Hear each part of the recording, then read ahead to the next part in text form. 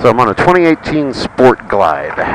This is one of the new Softails. This is the new model of the Softail that Harley introduced in 2018. It's convertible.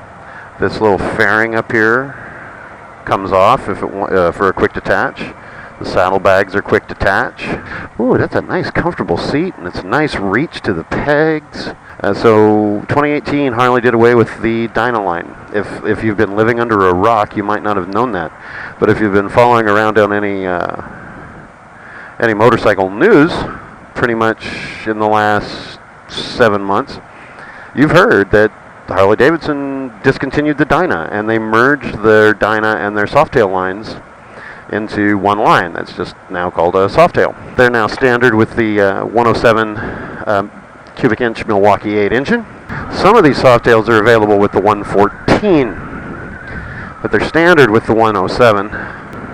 But I'm always partial to a bit of a touring bike, and so when they came out with the Sport Glide, I was like, hey, you know what, I should try that one out.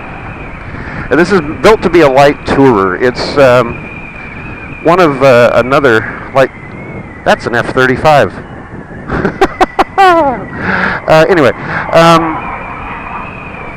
the other light tourer in the Softail line is, of course, the Heritage, which they no longer call the Heritage Softail. They call it the Heritage Classic because pretty much if it's not a Sportster or a touring bike, it's a Softail. This bike is it's the fairing version of the light tourer in the Softail, because the Heritage has the windshield, and it also has now hard bags. It's a Heritage that's leaving us right now, and I'll take one of those out.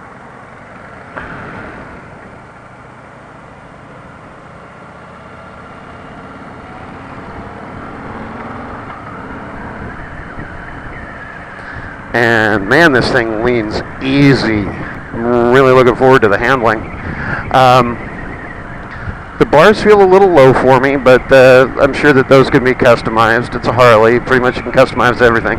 So again, they wanted to come out with the convertible bike. And a few years ago, they had a Dyna model. Harley had a Dyna model called the Switchback, which had the quick-release windshield and the quick-release hard bags. And that's basically what this is more of a successor to. Harley used to have a bike called a Sport Glide, and this one's really more like the Switchback, in my opinion. And it just has this really itty-bitty, teeny-tiny fairing, which I'm curious to see what kind of wind protection that it offers. I'll tell you what, it's easy at low speed. The clutch is nice and smooth. I haven't done enough research to know what kind of clutch, but man, the clutch feels nice. So if you look down here, if you're curious, speedometer is here, tank mounted. Got a trip odometer, got a digital fuel gauge. It's fairly easy to read, and it really, if I keep my head up like I'm watching the road and I just glance down, I can see the miles, I can see the speedometer pretty easy. For reference, I'm 6'2", so that's what it's like when I'm looking down. The mirrors are okay. I get decent visibility out of them. It's about what it's like on my Scout. Controls are standard for Harley. The turn signals are left turn signals on the left control pod, right turn signals on the right control pod, which is one thing, if you've never ridden a Harley, that you've got to get used to. Good brakes. Of course, it's a new bike. I would expect the brakes to be kind of nice. But yeah, good bite on the front brake. Now we're going to get onto the interstate, and this will give us an idea of the pickup. I'm going to try to get on it on the ramp. I'm at the mercy of the Street Glide in front of me, but hey, it was riding in the middle of the lane.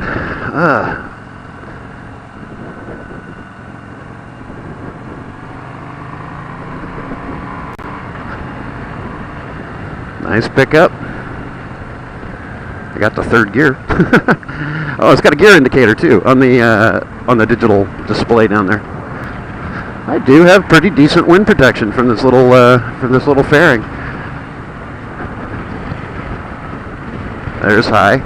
6th gear, 6-speed transmission.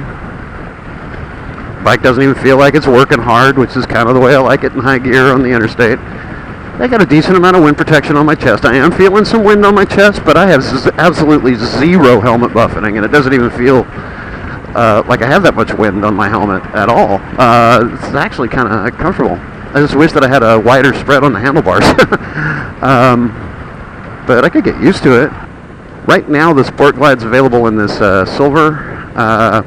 It's available in a kind of a burgundy red, like that the Street Glide that's in front of me. They call it Twisted Cherry. And of course, the Vivid Black, which every Harley is available in Vivid Black.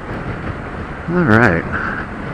Get into a relax. This is probably the fastest I've ever relaxed on a Harley, as far as getting on it.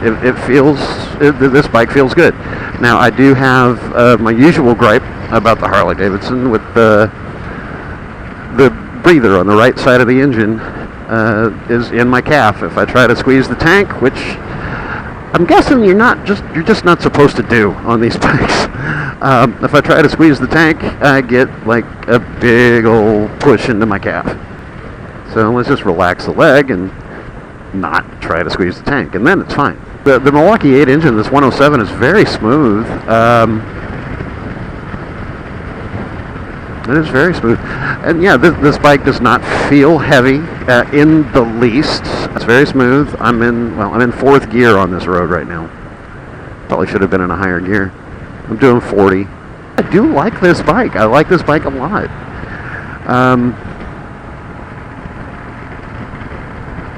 I think it'd be great for commuting. I think it'd be, for my type of commute. I get a lot of country roads in my morning commute that's 35 miles one way. And this bike would be great for it because I've got storage, I've got the wind protection, it's comfortable, but again, it's hard to tell the overall comfort on these demo rides because we're only going for like 10 miles in 15 minutes. Who knows what this bike's going to feel like after about 50 or 60 miles. For some reason, even though that this is made as a light touring softail, it is meant to be a sport touring. A sporty touring. It's not a sport tourer.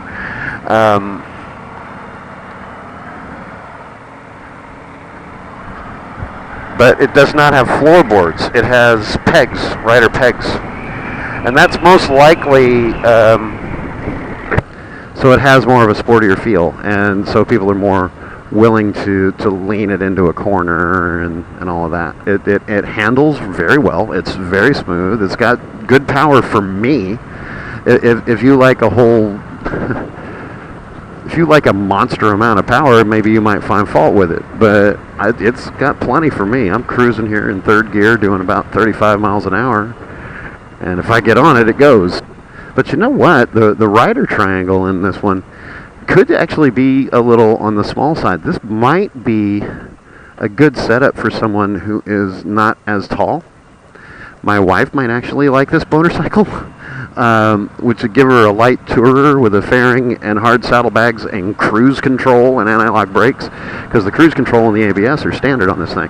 Cruise is over here on the left control pod. Yeah, overall, this is a good bike. I like it. If you get a chance to take one out for a demo ride, go for it. Go for a demo ride. They're fun, man. This is like Six Flags for me, except I don't have to buy a ticket. Find neutral.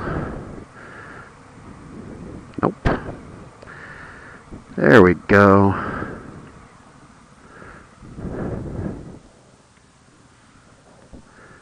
And kickstand. That's an easy kickstand to find. Alright, and down she goes. She's on the stand. And this is the view from the back. Yes.